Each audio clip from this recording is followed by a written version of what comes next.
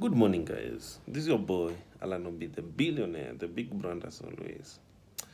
Uh, sometimes I look at Africa. I'm proud. I'm a proud Kenyan.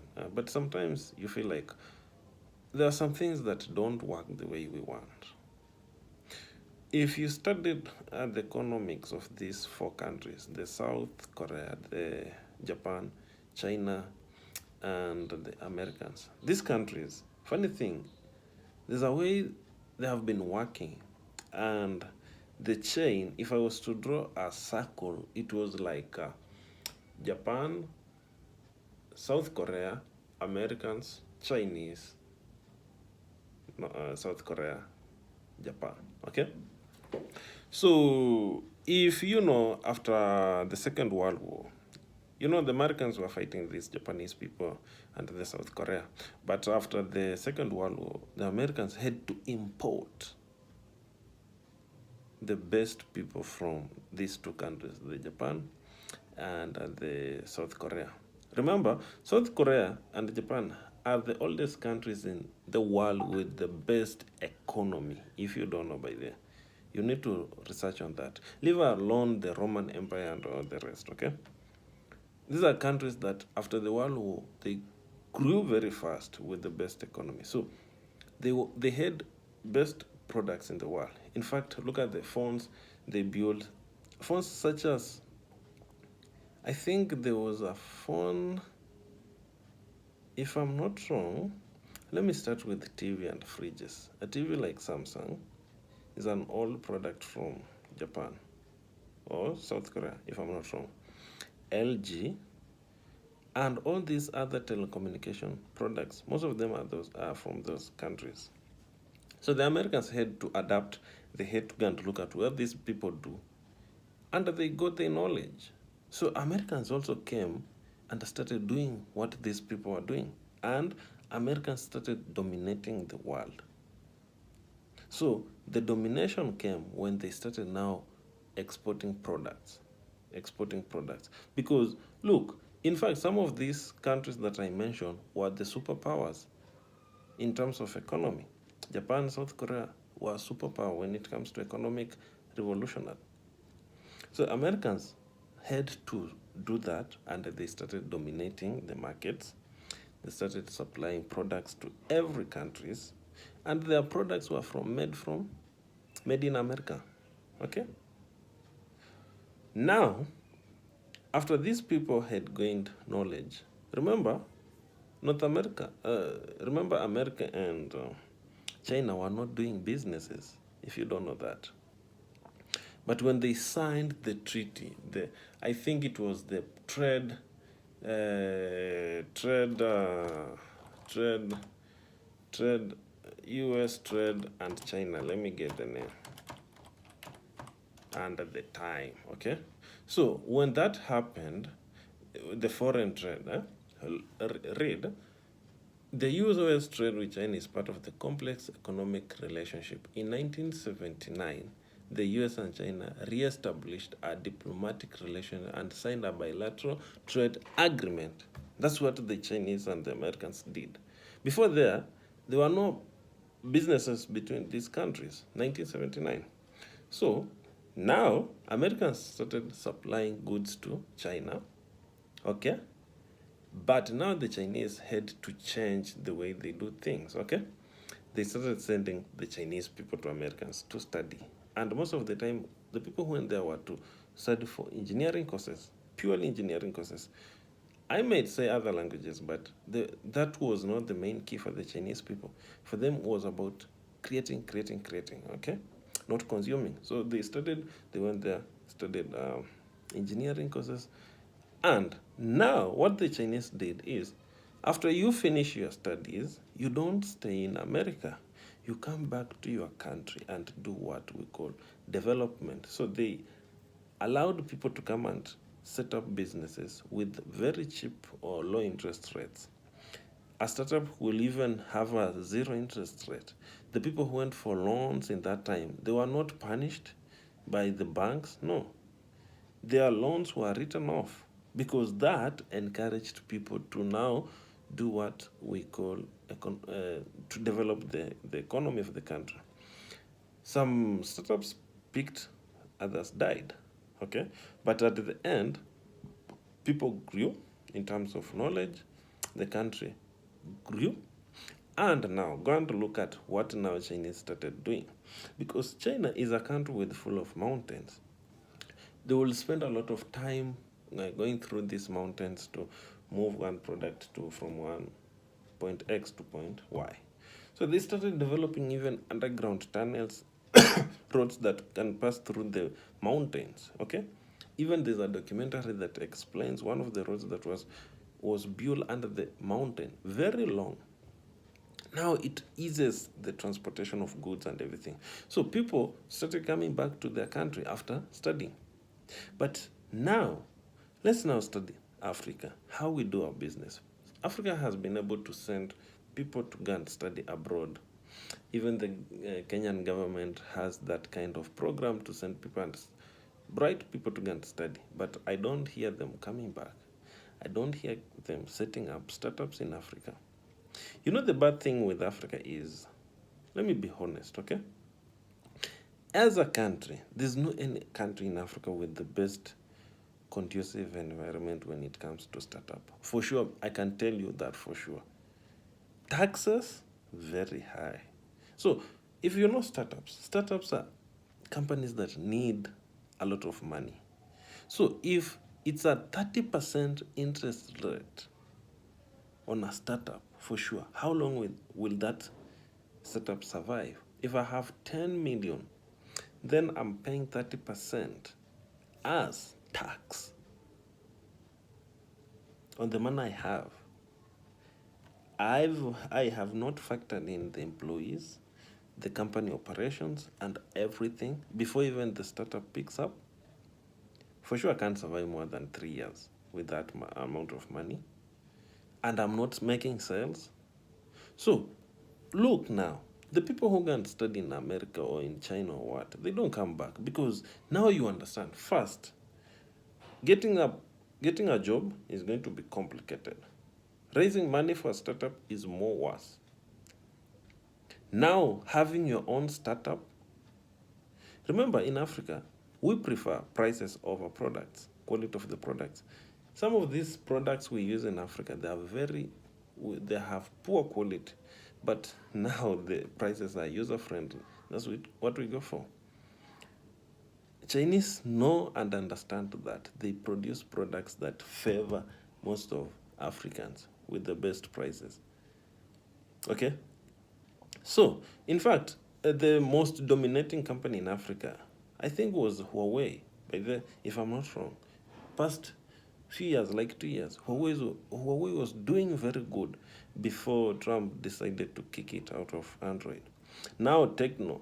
Now we have other company called Redmi and Samsung. Samsung was there way before, but you know Samsung also develop high-end products. Right now is that they are now trying to develop brands that can resonate with the low-end people.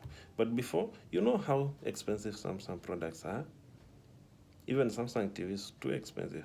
Now compare a Samsung TV in Kenya, 32-inch, smart TV might cost around 22,000. Then there's a Vitron TV, 32-inch smart, costs around 15,000. As a Kenyan, which product are you going to buy? Automatically Vitron, because we focus on prices sometimes, not quality.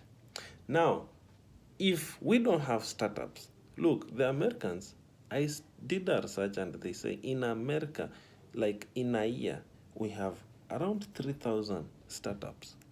In Kenya, I'm not sure if we have more than even 100 startups, because you all understand. You know, startup is not this small business people put on the streets here. No, this is not a startup.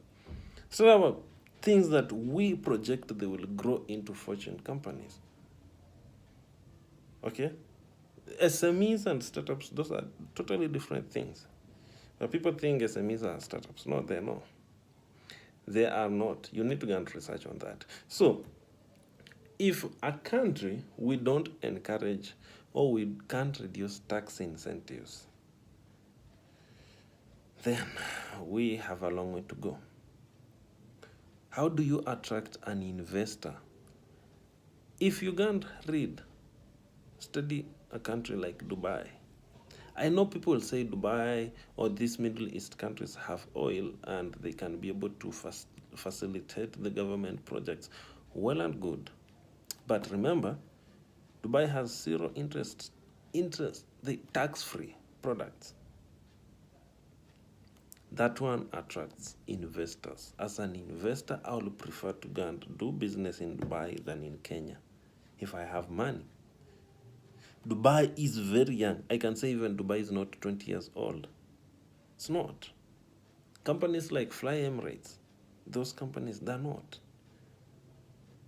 They are not. I can even say some of the oldest companies in Africa, they're older than these airlines. But you know what? As Africa, we kill ourselves by doing things that I don't know if we elect leaders who are not even educated. You know, going to school doesn't necessarily mean you're smart. No. There's an extra mile we need to do as future leaders. You need to do research. You need to understand in which year, how did this government do so that they moved from step 1 to step 2.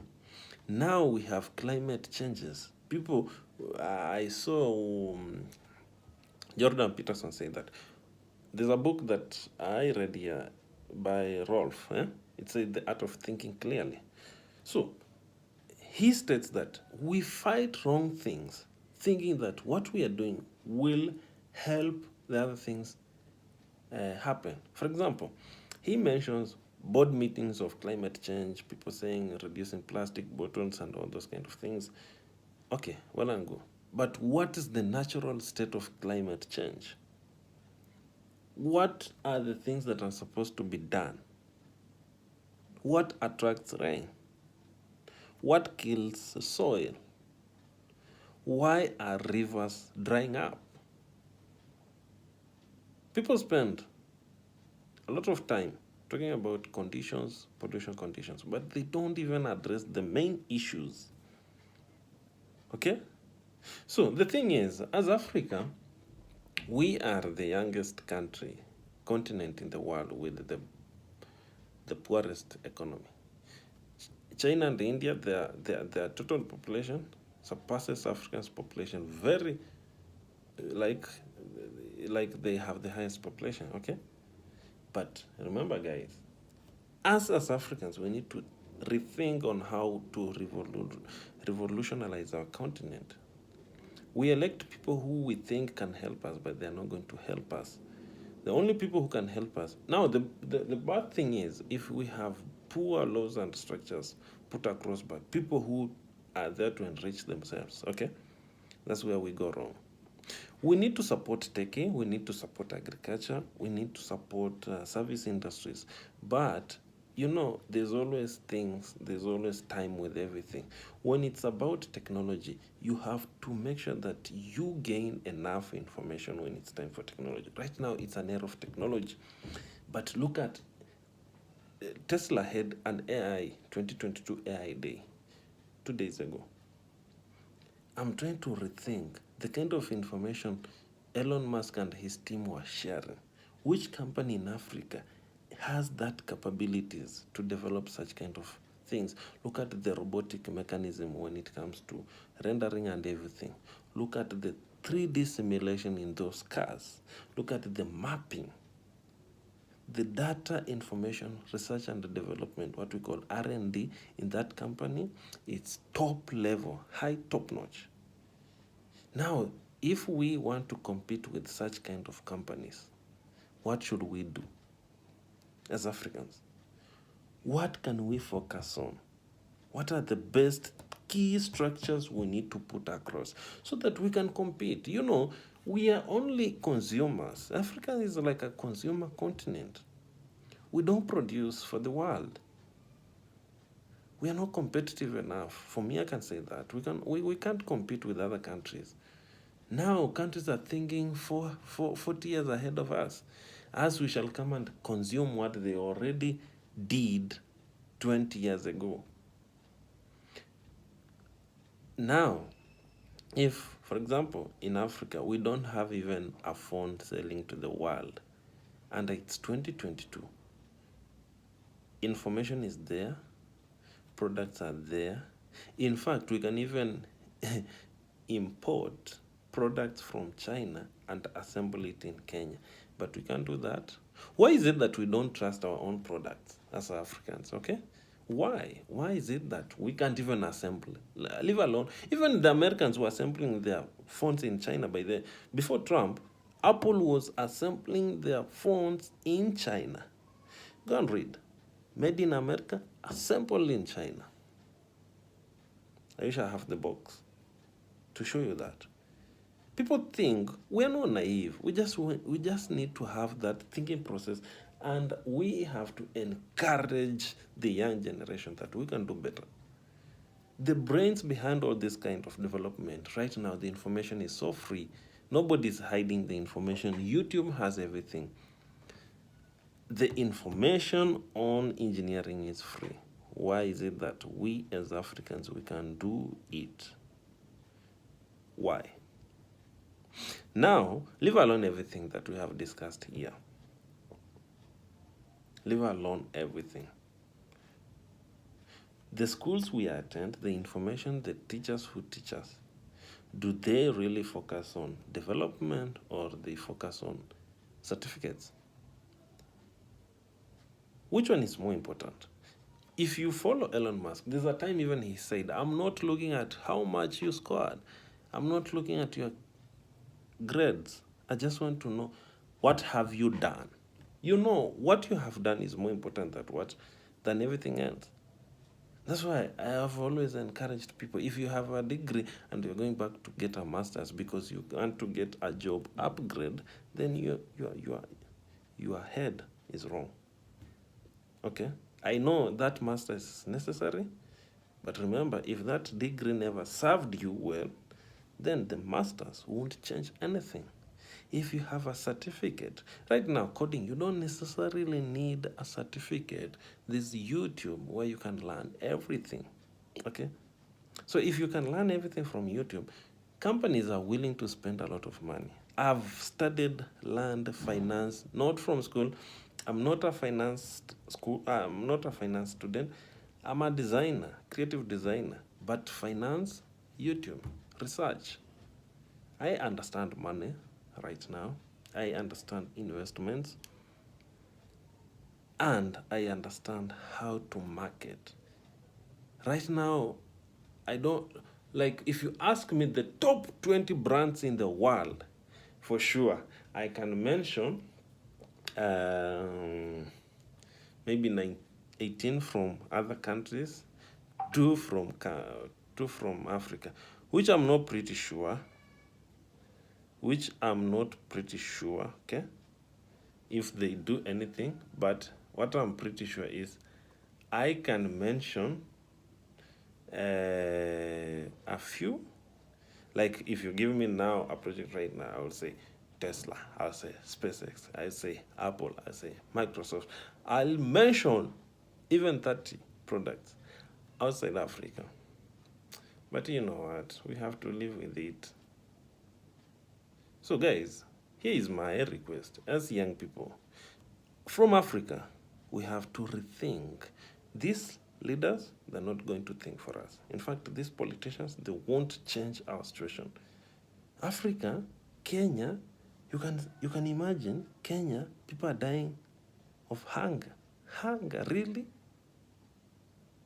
A country with 51 million people? We can't do irrigation? We can't do water harvesting and catchment? Israel is a country in a desert. Israel supply food in Africa. Really? Where's our competition? Who are we competing with? Who are we challenging in this continent, in this world? What are our services? Looks like we are poor mentally sometimes, and it's painful to say that, but sometimes you have to live with reality to change. When I never knew how to manage money, I had to accept. I told myself, Alan, you know what? You're stupid with money.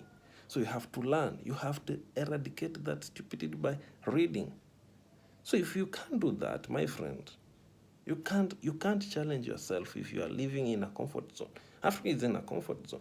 Look at our leaders. Some leaders, Burkina Faso having a coup, 3 coups in a year. You expect that kind of country to grow? No, really, bro. It's bullshit. As a country, as a continent, we have to restructure. We have to think. We have time. We're still blaming the colonization that happened 50 years ago. Many countries were colonized. People moved on. People have developed their countries. Why is it that Africa is still having that flimsy excuses that we were colonized? Our minerals were taken away. Okay, well and fine, they were taken away. So how are we doing to change the situation? If the minerals are returned right now to Africa, are we going to be richer? Or those minerals will be distributed among the top wealth families we know in Africa, people who can manage money. They say, take 1 million, give it to a poor person, that 1 million will still go back to the rich person. Why? Rich create, poor spend. Okay? So the rich person will create something that will make sure you as a poor person, you spend your money on that thing, and the rich person will just be rich. We have to think. This is your boy, Alan Obi, the big brand, the billionaire, as always. Think, structure, and live your life the best you can. Go and read books. Peace.